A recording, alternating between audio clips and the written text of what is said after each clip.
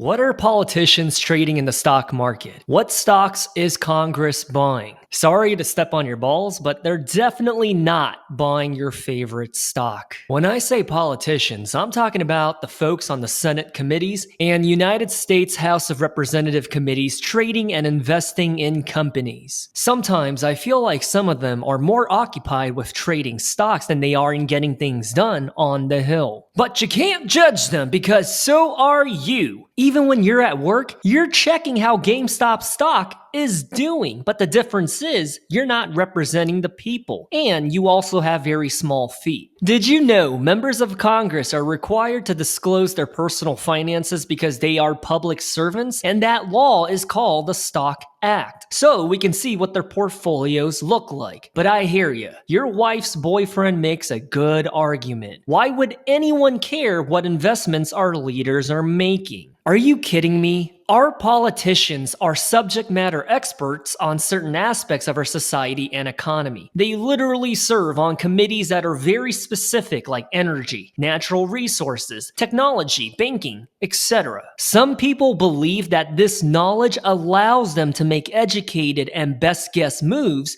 before everyone else, bypassing the Stock Act. Case in point, here are some recent callouts from the past when politicians made good money in the stock market. In the summer of 2022, Nancy Pelosi's husband was investing into Nvidia with millions of dollars before voting on a U.S. semiconductor bill. You want another one? Tommy Tuberville, the senator from Alabama, bought $250,000 of futures contracts for soybeans, cattle, corn, and wheat. What makes this outrageous is that he sits on the Senate Committee for Agriculture, Nutrition, and Forestry. And then we have Nicole Maliotakis, who bought shares of New York Community Bank on March the 17th of 2023. And 24 hours later, New York Community Bank announced that they were acquiring Signature Bank. Her shares of New York Community Bank soared 32% from $6.50 a share to $8.61 a share. As you can see, sometimes our politicians have the best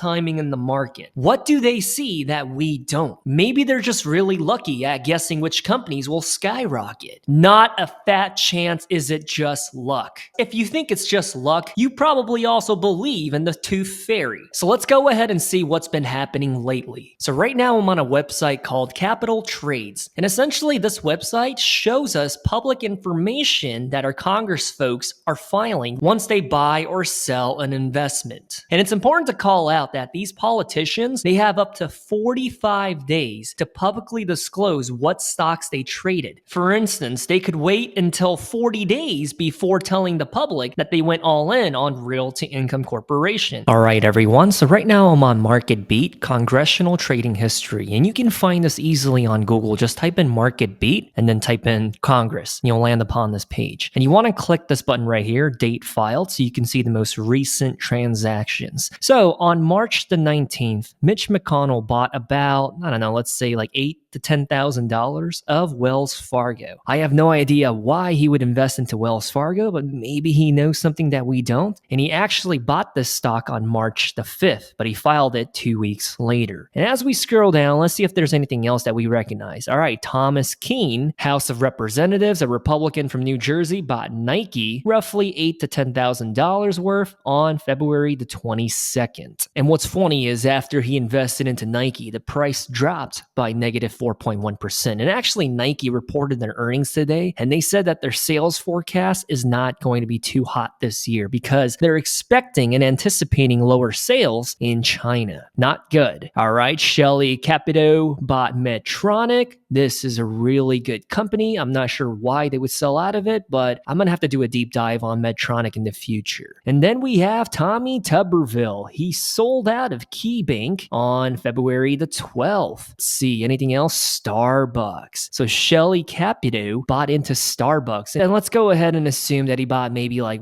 30 to 40 grand worth. And that was on February the 23rd. He filed this and made it publicly known on March the 15th. And since then, the stock has gone down by negative 4%. I myself am buying into Starbucks, so I can totally understand why he sees this as undervalued. Man, Tommy Tuberville is spending a lot of time trading. He also bought into Pfizer on February the 27th. 7th, and he purchased like what, maybe 8 to 10 grand's worth, and it went up by roughly 3% since then. He also sold out of Qualcomm, and since he sold, it went up by roughly 8%. Take a look at this. Michael Guess, a Republican from the state of Mississippi, purchased Nvidia on February the 20th, and since then it has gone up by 31.7%. That's insane. Nvidia is one of those companies and stocks that just blows my mind. They remind me of Tesla back in 2020 and 2021, where Tesla was just skyrocketing every single week. And as we scroll down here, we'll see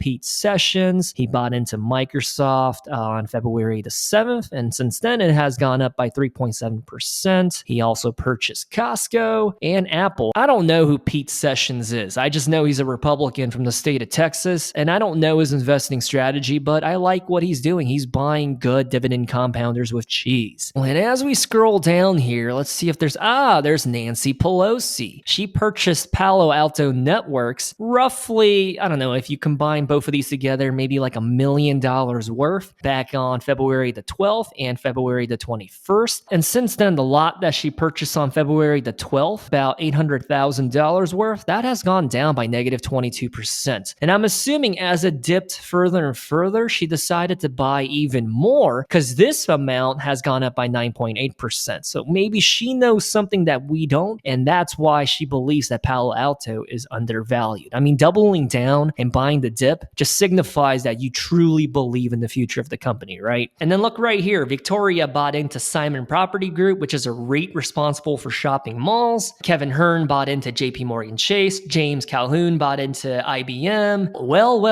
what do you know? William Keating from Massachusetts also bought into Palo Alto. What are they seeing that we are not? Josh bought into AMD. So this is just another way to keep stocks on your radar and to do a little research on the market by keeping a pulse checked on what our politicians are doing. And it seems like a lot of them are buying into the big name companies. The only one that I'm not really familiar with is Palo Alto Networks. So I'm probably going to research this because Nancy Pelosi sees something that other people don't. Other than that, I think this is pretty funny. Texas Instruments, the company that makes those TI-84 calculators, he bought it on February the 13th. And since then, it has gone up by 10%. But let's go ahead and do a deeper dive. Now I'm using a website called Quiver Quant. And now we're going to be looking at Nancy Pelosi because she has been in the top 10 of stock market performance when compared to her colleagues in Congress. So as of recently, yes, we see the Palo Alto Networks transaction right here.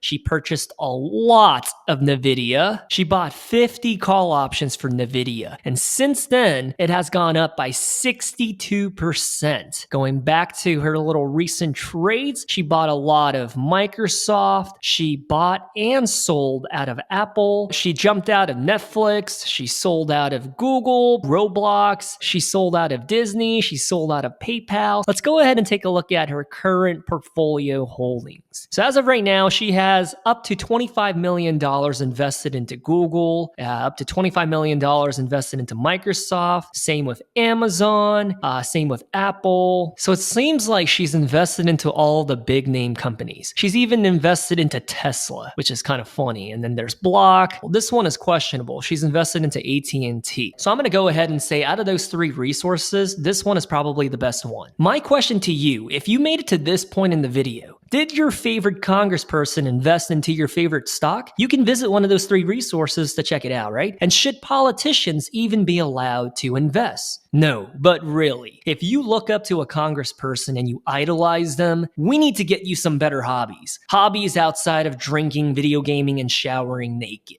Anyways, Dividend Compounders with Cheese signing off. Good morning, good afternoon, and good night.